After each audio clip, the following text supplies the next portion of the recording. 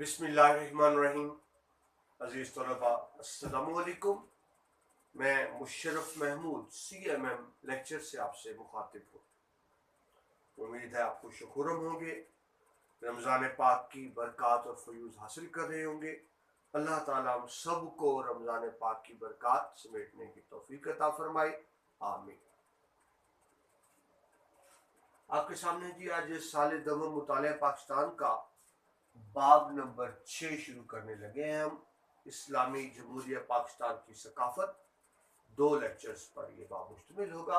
आज इसका पहला लेक्चर है और हम सबसे पहले देखेंगे सकाफत का मफहूम और अहमियत, फिर हम देखेंगे कदीम वादी सिंध की सकाफत। आपने अशार पढ़े नज़म में उजड़ा सा वो नगर के हड़प्पा है जिसका नाम, उजड़ा सा वो नगर के हड़प्पा है जिसका नाम, इस करी आए शिकस्ताओ शहर खराब से, इबरत की चट्टान बरामद ना हो सकी, कल्चर निकल पड़ा है मनों के हिसाब से। अल्लाह ताला कुरान पाक में फरमाते हैं कि तुमसे पिछली कौमों के किस्से इसलिए बयान किए जाते हैं ताकि तुम इबरत हासिल।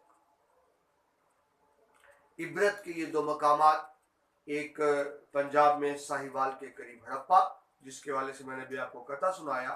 जिस दौर में हड़प्पा दरियाफ्त हुआ तकरीबन 5000 साल पहले, बिल्कुल उसी दौर में सिंध में लाड़काना के करीब मोहनजोदड़ो की भी दरियाफ्त होती है, जहां ये तहजीब और सकाफत के मरकज थे।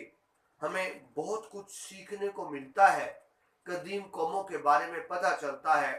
वहाँ हमें इनसे इबरत भी हासिल करनी चाहिए कि कैसी बड़ी बड़ी कौमें थी, कितनी शानदार कौमें थी, साइंस टेक्नोलॉजी इल्म फन में कितनी आगे थी, लेकिन अल्लाह ताला ने कैसे इनको तबाहो बर्बाद करके रख दिया। हमारे लिए ये मकाम इबरत है, सीखने का मकाम है। बहरहाल ये तो एक तमीज़ थी। शुरू करते हैं बाकायदा सकाफत का मफहूम और अहमियत। सकाफत क्या होती है? और ये बड़ी सिंपल सी बात है। किसी कौम के रहन सहन का तरीका, किसी कौम का मिजाज, किसी कौम की आदत, किसी कौम के जिंदगी गुजारने के तरीके को सकाफत कहते हैं, जिसको आप कल्चर कहते हैं इंग्लिश में। तहजीब, तहजीब और सकाफत एक ही मायने में इस्तेमाल होता है, कल्चर एंड सिविलाइजेशन। तो एक कौम के वो रवैये, वो आदात जो एक कौम को दूसरी कौम से ममीज करते हैं, अलग करते हैं, डिस्टिंग्विश करते हैं, उसे उस कौम की तहजीब व सकाफत कहते हैं। देखिए, पहले इंसान जंगल के ज़माने में था, अलग अलग रहता था, पत्थर के ज़माने में था, लेकिन फिर इंसान ने मिलजुल कर रहना सीखा। कहते हैं ना, human being is a social animal. जब उसने मिलजुल कर रहना सीखा तो ये भी सीखा कि हमें एक दूसरे के काम आना चाहिए। हर शख्स हर काम नहीं कर सकता। लोगों ने अपने मिजाज, तबीयत, फितरत, सलाहियत के मुताबिक काम बांट लिए, जिस तरह आज के दौर में पेशे होते हैं। तो जब उन्होंने मिलकर रहना सीखा, इज्तमाई जिंदगी की तरफ आए, तो कुछ मुश्तरका कदरें भी बनी, वैल्यूज भी बनी, कुछ अंदाजे जिंदगी ने भी एक शक्ल इख्तियार की, कुछ उनकी खानगी जिंदगी, फैमिली आइली जिंदगी कहने, उसमें भी बात बनी, कुछ तफरियात भी आए। तो यूं एक मजलिसी जिंदगी का आगाज हुआ। पहले जिंदगी इनफरादी तौर पर थी, अब इज्तमाई जिंदगी का आगाज हुआ, मजलिसी जिंदगी का आगाज हुआ। और हर कौम ने जो इकट्ठी रहती थी, कुछ ऐसी सिफात अपना ली, खुसूसियात अपना ली जो सब में मुश्तरक थी, और उन्हीं की बुनियाद पर उस कौम को दूसरे से अलग किया जाता है। और वही मखसूस आदात, मखसूस रवैये, मखसूस रस्म और रिवाज को ही सकाफत कहा जाता है। तो हमने देखा सकाफत क्या होती है। इससे मुराद ये भी समझे, हर कौम की अपनी अपनी तहजीब सकाफत होती है। सकाफत पर बहुत सी चीज़ें असरअंदाज होती हैं। वहाँ का जोग्राफियाई माहौल, वहाँ की आबो हवा, वहाँ के मौसम, ये सारी चीज़ें सकाफत पर असरअंदाज होती हैं। फिर एक सकाफत दूसरी सकाफतों से भी असर कबूल करती है, तो इसी को हम सकाफत कहेंगे। آج ایسی ہی ایک قدیم ثقافت موجودوں کے بارے میں پڑھیں گے۔ بہرحال پہلے ہم دیکھتے ہیں ثقافت کا مفہوم اور اہمیت۔ جس طرح بھی آپ کو میں نے عرض کی، ثقافت قوم کی شناخت ہوتی ہے، قوم کے وہ رویے، وہ عادات، وہ رسم و رواج جو دوسروں سے الگ ہوں، جس کی بنیاد پر کسی بھی قبیلے، کسی بھی قوم کی شناخت کی جا سکے، اسے اس قوم کی ثقافت کہیں گے۔ ثقافت کا مفہوم کیا ہے جی؟ مشترکہ اقدار، اقدار قدرے، زندگی گزارنے کا طریقہ، ویلیوز کہہ دیں، مشترکہ اقدار اور رسم و رواج، کسی بھی قوم کے مشترکہ اقدار اور رسم و رواج اس قوم کی ثقافت کہلاتی ہے۔ دوسری قوموں سے ممتاز اوصاف، ممتاز الگ کرنا، ڈسٹنگوش کرنا، ثقافت کی بنیاد پر ہم دیکھ سکتے ہیں کہ ایک قوم دوسری سے الگ ہے۔ مثلا آپ کو مثال دوں، پاکستان میں بہت سی ثقافتیں ہیں مختلف صوبوں میں۔ آپ کو ایک پنجابی، سندھی، بلوچی، پختون اپنے لباس سے، اپنے حلیے سے، شکل صورت سے، عادات و تواار سے بالکل مختلف نظر آئے گا۔ یہ الگ بات ہے کہ ہم سب اسلام کی لڑی میں پروئے ہوئے ہیں، سب پاکستانی ہیں، لیکن ثقافت کی تک بات کی جائے تو اب دور سے واضح طور پہ پہچان لیں گے کہ یہ پنجابی ہے، سندھی ہے، بلوچی ہے یا پختون ہے۔ تو یہ تو ہو گیا جی ثقافت کا مفہوم اور اہمیت کا ایک پہلو۔ زندگی کے منفرد پہلو ہوتے ہیں ثقافت میں، یعنی ہر قوم کے کچھ ایسے پہلو ہوتے ہیں جو دوسرے سے منفرد ہوتے ہیں۔ میں نے بھی عرض کی ایسا کیوں ہوتا ہے، اس میں موسم، آب و ہوا، جغرافیہ، پیشے، لوگوں کا مزاج، ہر چیز اثر انداز ہوتی ہے۔ مثلا آپ کو مثال، پاکستان، بھارت ایک ہی خطہ، یہ گرم علاقہ ہے، یہاں کی آب و ہوا گرم ہے، موسم گرم ہے۔ یہ گرمی ہمارے دماغ کو بھی چڑھی ہوتی ہے، چھوٹی چھوٹی بات پر ہمیں غصہ آ جاتا ہے، اریٹیٹ ہوتا ہے، لڑنے جھگڑنے پہ آ جاتے ہیں۔ اس کا تعلق لباس سے بھی جمتا ہے، کیونکہ گرم علاقہ ہے تو ہمارے لباس ایسے ہوتے ہیں جو باریک ہوں اور نسبتاً ٹھنڈے ہوں۔ اب آپ چلے جائیں وہ علاقے جو ٹھنڈے ہیں، جہاں کی آب و ہوا ٹھنڈی ہے، تو وہاں کے لوگوں کے مزاج بھی ٹھنڈے ہیں، ان کو غصہ بہت کم آتا ہے۔ جس بات پہ ہم ایک دم مشتعل ہو جاتے ہیں ان کو غصہ نہیں آتا۔ ان کے لباس بھی اسی طرح سے ہیں، ٹھنڈے علاقوں کی مناسبت سے۔ تو اس طرح ہر زندگی کے منفرد پہلو ہوتے ہیں ہر قوم کے، جس کی ترجمانی ثقافت سے ہوتی ہے۔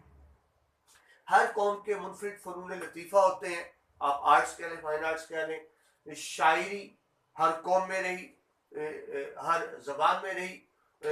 شاعری بھی ایک قوم کے مزاج کی عکاسی کرتی ہے، اور ایک قوم کی شاعری دوسرے سے مختلف ہوتی ہے۔ مصوری ہے، تصویریں بنانا، فن تعمیر ہے، عمارتوں کی بناوٹ، اس کا تعلق بھی موسم آب و ہوا سے ہے۔ موسم اور آب و ہوا کے مطابق عمارتوں کو بنایا جاتا ہے، بلڈنگ کا سٹرکچر بنایا جاتا ہے۔ موسیقی سے ایک قوم کے مزاج کا اندازہ ہوتا ہے۔ خطاطی ہے، رائٹنگ ہے، زبان ہے، رسم و رواج ہے، یہ ساری چیزیں ہیں جو تہذیب و ثقافت کی بنیاد بنتی ہیں۔ یعنی ان چیزوں کی بنیاد پر کسی بھی قوم کی ثقافت کی بنیاد ہوتی ہے، اور انہی چیزوں کی بنیاد پر جو ثقافت وجود میں آتی ہے، اسی ثقافت کی بنیاد پر ہم ایک قوم کو دوسری سے الگ کر سکتے ہیں۔ ثقافت ایک مستقل ارتقائی عمل ہے۔ ثقافت ایک دم وجود میں نہیں آتی، ایک دم ختم نہیں ہوتی۔ ارتقا with the passage of time, وقت کے ساتھ ساتھ ثقافت نشوونما پاتی ہے، بڑھتی ہے، اس کے نقوش پختہ ہوتے چلے جاتے ہیں، اور وہ ایک دائمی ثقافت کی شکل اختیار کر لیتی ہے۔ آپ جس قوم کی بھی ثقافت کو دیکھیں، اس کے پیچھے سینکڑوں نہیں ہزاروں سال کی ایک تاریخ موجود ہوتی ہے۔ یہ چیزیں آہستہ آہستہ ارتقائی عمل سے گزر کے ایک مقام پر پہنچتی ہیں۔ مجھے ایک شعر ذہن میں آیا، شاعر کہتے ہیں کہ جی وقت کرتا ہے پرورش برسوں، وقت کرتا ہے پرورش برسوں، حادثہ ایک دم نہیں ہوتا۔ نہ ایک دم کو بنتی ہے، نہ ایک دم بگڑتی ہے، اور نہ ہی ایک دم تہذیب و ثقافت وجود میں آتی ہیں۔ یہ چیزیں وقت کے ساتھ ساتھ ہوتی ہیں۔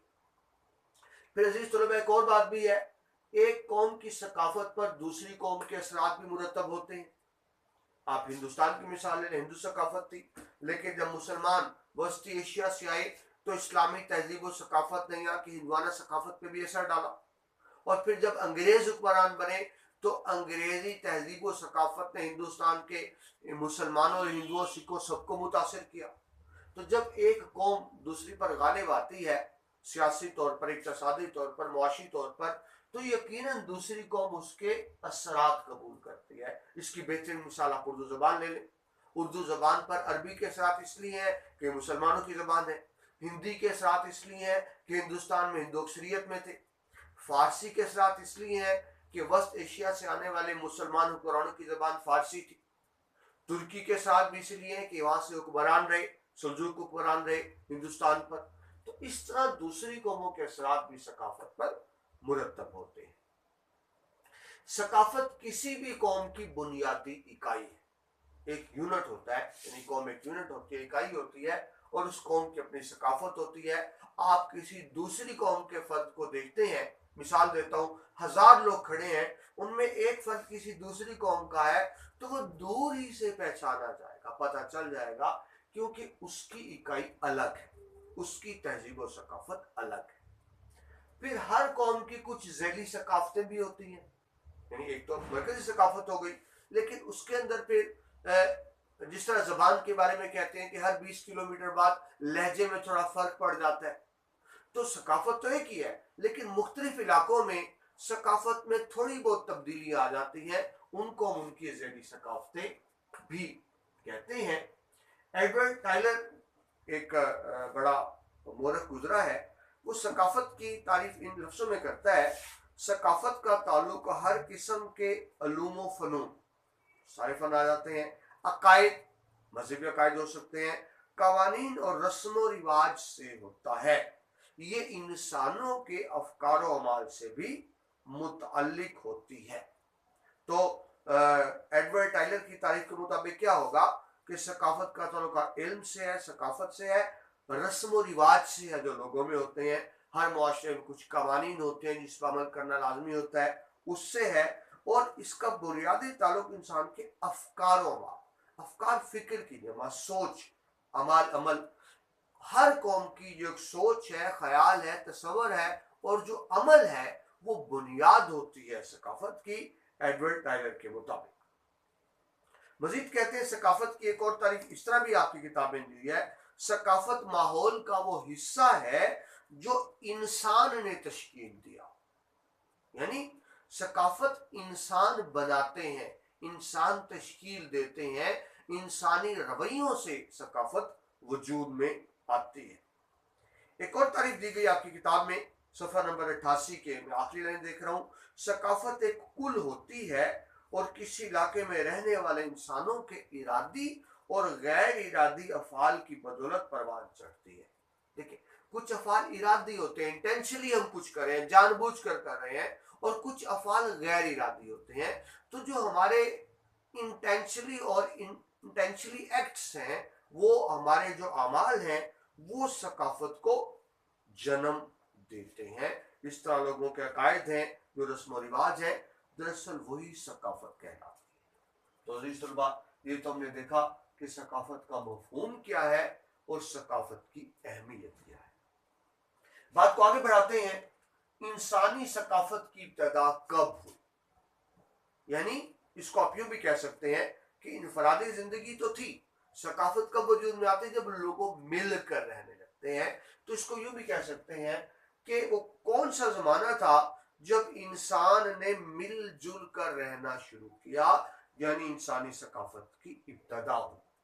तो कहा जाता है कि तकरीबन 5000 साल कबल, आज से 5000 साल पहले सकाफत की इब्तिदा हुई है। यानी आप पैसे कहें तो 5000 साल कबल, और अगर हज़रत मसीह अलैहिस्सलाम को से बात करें तो फिर ज़ाहिर ऐसा कम हो जाएगा, लेकिन कुल हम मजमूई तौर पे कहते हैं 5000 साल कबल इंसानी जिंदगी की इब्तिदा हुई। इससे पहले क्या था? जिंदगी तो इससे पहले भी थी, लेकिन वो गैर मरबूत निज़ाम था। गैर मरबूत यानी लोग जुड़े हुए नहीं थे, जंगलों में रहते थे, इनफरादी जिंदगी गुजारते थे, हर कोई अपना शिकार खुद करता था, खाता था, कमाता था, अपना घर कह लें, झोंपड़ी कह लें, गार कह लें, बना कर रहते थे, पत्तों का लिबास पहनते थे। इज्तिमाई जिंदगी का शऊर नहीं था। इज्तिमाई जिंदगी का शऊर जब आया, लोगों ने मिलजुल कर रहना शुरू किया, रस्म रिवाज बने, इकदार बनी और सकाफत वजूद में आई, तो आप गर्ज किया کہ وہ تقریباً آج سے 5000 سال پہلے وجود میں ہے۔ ثقافت کی ابتدا 5000 سال پہلے کہاں سے ہوئی، کس طرح ہوئی؟ یاد رکھیے پانی بنیادی ضرورت ہے۔ تو آپ دیکھیے جتنی بھی قدیم تہذیبیں ہیں، ثقافتیں ہیں، ان کا وجود کہاں ہوا، ان کا جنم کہاں ہوا؟ دریا کے کناروں پر بستیاں بنی، لوگوں نے دریا کے کناروں پر اجتماعی رہائش اختیار کی کہ وہاں سے پانی نزدیک تھا۔ اس طرح چھوٹی چھوٹی بستیاں بنی، گاؤں بنے، اور پھر وہ گاؤں بڑے ہوتے ہوتے شہر بنے، اور پھر بڑے بڑے شہروں میں تبدیل ہوئے۔ قدیم تاریخ اٹھا کر دیکھیں، جتنے بڑے شہر موجود ہیں قدیم تہذیب میں، وہ سارے کے سارے وہی ہیں جو دریاؤں کے کنارے آباد ہوئے، پہلے چھوٹی بستیوں کی شکل میں، پھر بڑے دریاؤں کی شکل میں، بڑی شہروں کی شکل میں۔ جب لوگ دریا کے کنارے آباد ہوئے، انہوں نے اجتماعی زندگی گزارنا شروع کی، کام بانٹ لیے، پیشے بانٹ لیے، شعبے بانٹ لیے، کچھ رسم و رواج بنا لیے، کچھ اپنے طور پہ قوانین بنا لیے جو انہوں نے اپنے اوپر لاگو کیے تاکہ معاشرے کو سموتھلی چلایا جا سکے، ہموار طریقے سے چلایا جا سکے۔ تو کہتے ہیں کہ وہاں سے پھر منظم اور مہذب دور کا آغاز ہوا، منظم آرگنائزڈ طریقے سے، یعنی ایک اسلوب سے، ایک طریقے سے، ایک اجتماعی زندگی کے تحت لوگوں نے رہنا شروع کیا تقریباً 5000 سال پہلے۔ اور ابتدا کہاں سے ہوتی ہے؟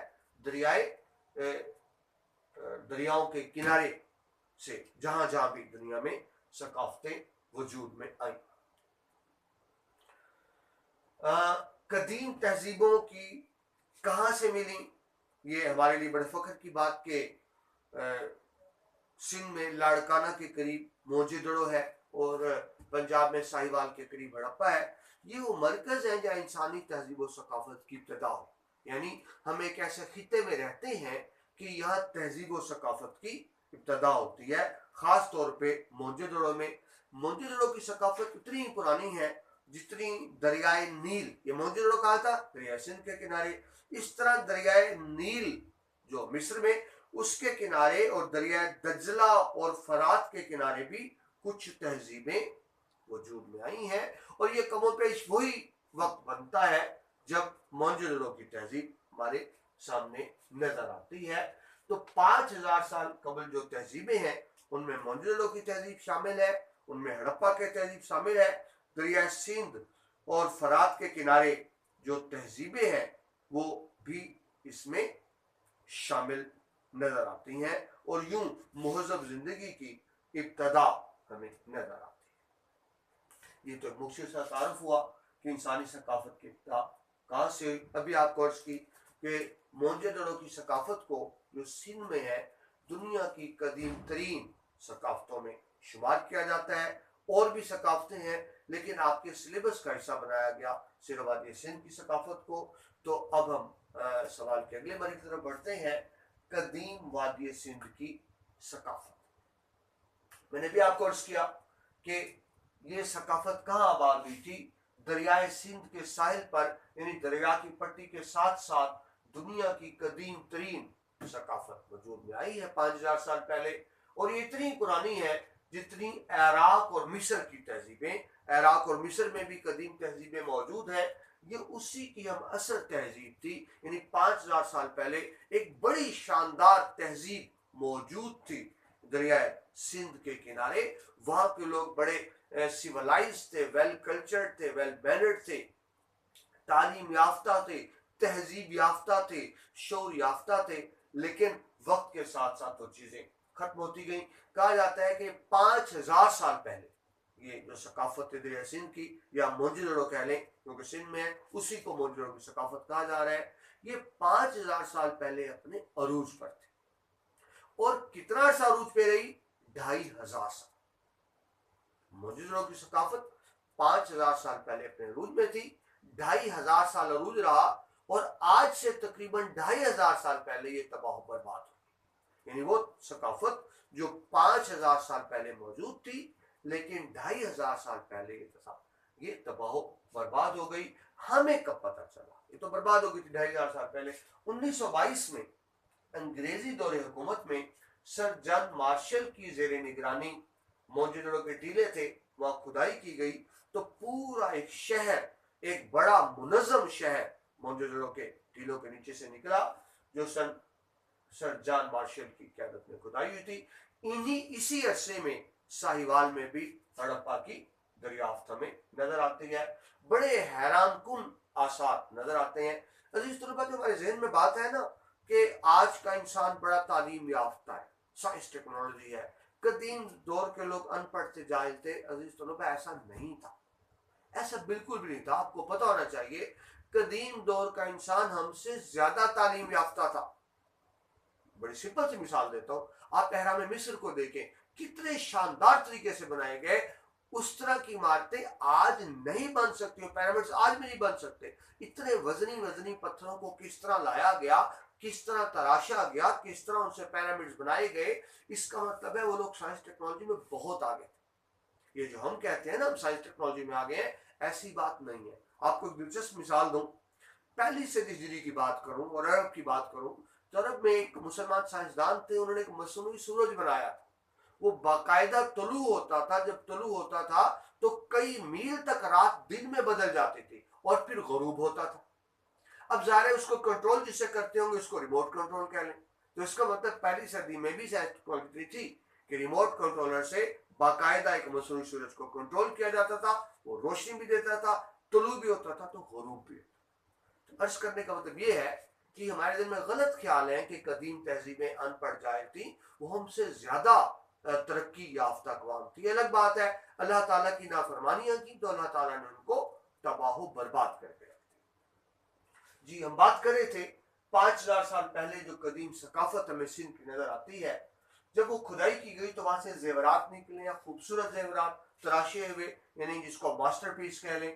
کپڑے نکلے ہیں اس دور کے, برتن ہیں جو کھانے پینے میں استعمال ہوتے تھے, مجسمے نکلے ہیں اور کھلونے برآمد ہوئے ہیں جو بڑی صفائی سے, بڑی خوبصورتی اور بڑی مہارت سے بنائے گئے. اس سے پتہ چلتا ہے وہ قوم ہنرمند بھی تھی, وہ ہنر بھی جانتے تھے, چیزیں بنانے کا ہنر بھی جانتے تھے. ان چیزوں سے جو برآمد ہوئی ہمیں سندھ کی قدیم ثقافت کے بارے میں عمدہ معلومات بھی ملتی ہیں, اور وہ جو شہر دریافت ہوا ان کا عمدہ فن تعمیر بھی نظر آتا ہے. بہت شاندار عمارتیں تھیں, اونچی اونچی چھتیں بناتے تھے, ہوا کی نکاسی کا باقاعدہ انتظام ہوتا تھا, پانی کی نکاسی کا انتظام ہوتا, کھلی کھلی گلیاں ہوتی تھیں, بڑے اور کشادہ راستے ہوتے تھے, جو دیکھ کے اندازہ ہوتا ہے کہ فن تعمیر کی بہت ماہر تھی وہ قوم. صاف ستھرا ماحول تھا, نظر آتا ہے کہ صفائی تھی, صفائی کا, حفظان صحت کا بڑا خیال رکھا جاتا تھا. ان عمارتوں کو دیکھ کر آج بھی ہمیں پتہ چلتا ہے. نیٹ پہ بے شمار ویڈیوز پڑھی, آپ دیکھیں تو آپ کو اندازہ ہو جائے گا کہ اس کو آپ کہتے ہیں نا well mannered city, well organise city. بڑے منظم طریقے سے, بہترین باقاعدہ گلیاں ہیں, سڑکیں ہیں, پانی کی نکاسی کا انتظام ہے, اونچی کشادہ عمارتیں ہیں. نکاسی آبوا کا خاص انتظام ہے. ابھی آپ کو اس کی وہاں سے شواہد ملے ہیں کہ وہ کپاس اور گندم بھی کاشت کرتے تھے, یعنی وہ کھیتی باڑی بھی جانتے تھے. یہ چیزیں وہاں سے دریافت ہوئی ہیں. نہ صرف وہ کھیتی باڑی کرتے تھے بلکہ غلہ محفوظ کرنے کے گودام ہوا کرتے تھے باقاعدہ, جہاں وہ غلے کو محفوظ کر لیا کرتے تھے. تو یہ ساری چیزیں ترقی یافتہ, تہذیب یافتہ قوموں میں ہوتی ہیں جو ان میں تھیں.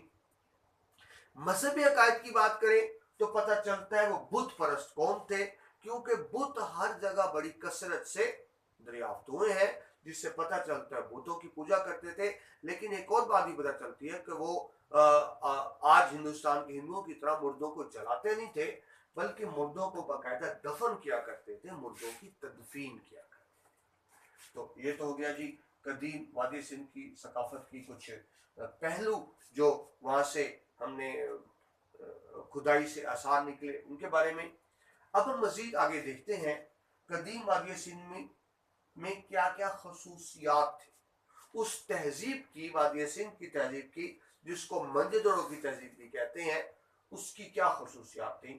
تو پہلے تو میں نے آپ کو عرض کیا ابھی کہ منفرد اور بہترین طرز تعمیر تھا. کنسٹرکشن جانتے تھے, تعمیر کرنا جانتے تھے, عمارت کو کس طرح سے تعمیر کرنا ہے, چھتیں کتنی اونچی رکھنی ہے, ہوا, روشنی, پانی کا نکاس کیسے کرنا ہے, گلیاں سڑکیں کس طرح ہونی چاہیے. تو بڑا شاندار طرز تعمیر ہمیں نظر آتا ہے. वादी सिंध की सकाफत।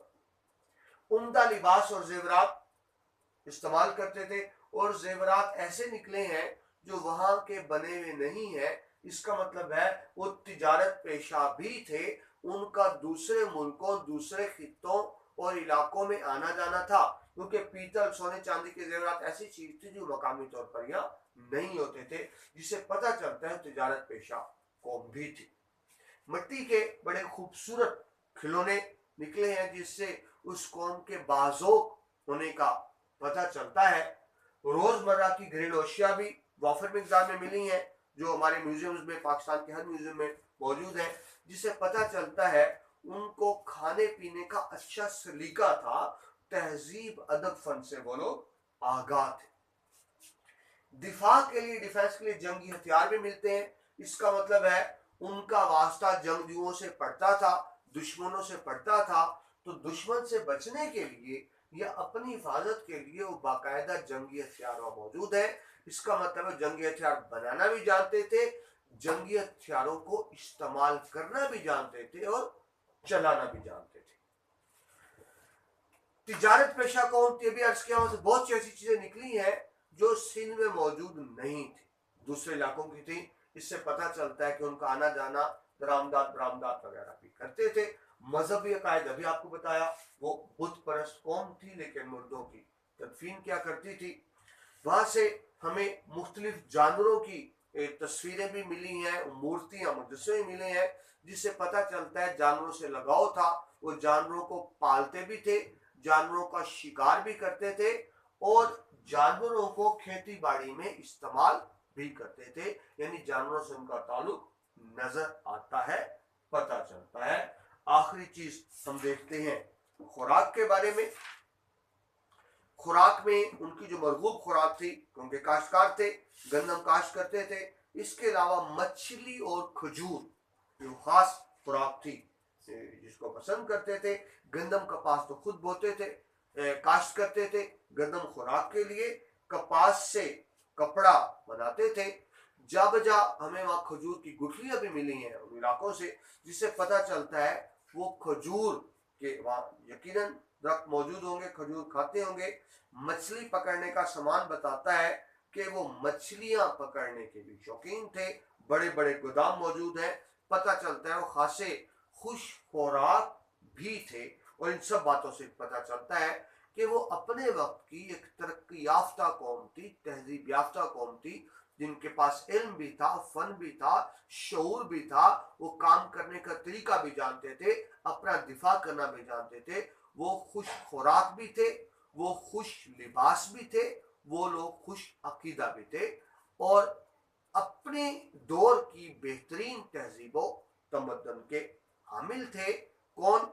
हम बात कर रहे हैं वादी सिंध की कदीम तहजीब, जो दरियाफ्त हुई मोहनजोदड़ो में, जो लाड़काना के करीब वाक़ है।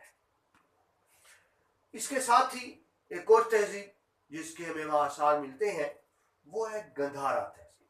आपकी किताब में अलग से इसकी हेडिंग दी है, तो हमने भी इसको अलग से ही देखते हैं। ये तहजीब भी वादी सिंध की मोहनजोदड़ो तहजीब के हमअसर है।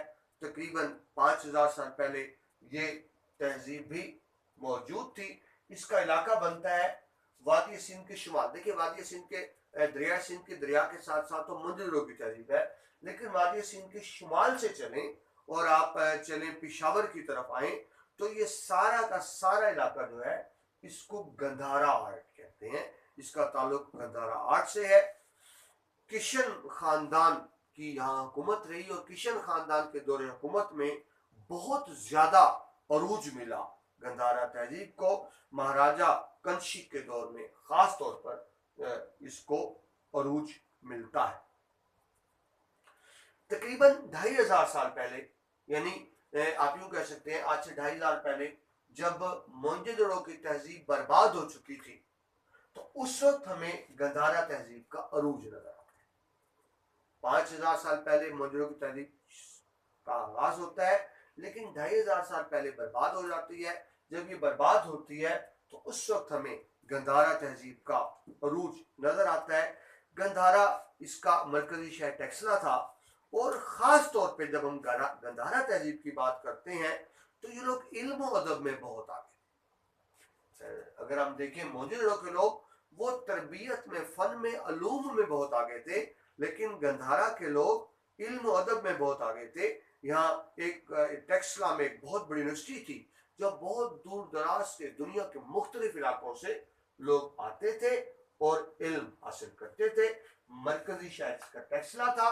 2500 سال پہلے کا تہذیبی مرکز. ابھی عرض کی کہ علم و حکمت بہت زیادہ تھی، علم میں بہت آگے تھے، ماہر سنگ تراش تھے، مختلف فنون پر ان کو عبور حاصل تھا، مہارت حاصل تھا. بہت بڑی تہذیب تھی اپنے وقت کی. لیکن وہی بات، عروج و زوال تو ساتھ ساتھ چلتا ہے. ہمیشہ عروج نہیں ہے، ہمیشہ زوال نہیں ہے. ایران سے، وسط ایشیا، سینٹرل ایشیا سے، خاص طور پہ یونان سے کچھ جنگجو لوگ آئے اور انہوں نے اس گندھارا تہذیب کو تباہ و برباد کر کے رکھ دیا. اپنے وقت کی بہت بڑی تہذیب جو ہے وہ فنا کا شکار ہو گئی. یونانیوں نے البتہ یہ ضرور کیا کیونکہ باہر سے آئے تھے، یہاں کی فن مجسمہ سازی سے بھی سیکھا اور یہاں کی فن مجسمہ سازی پہ اثر انداز بھی ہوئے.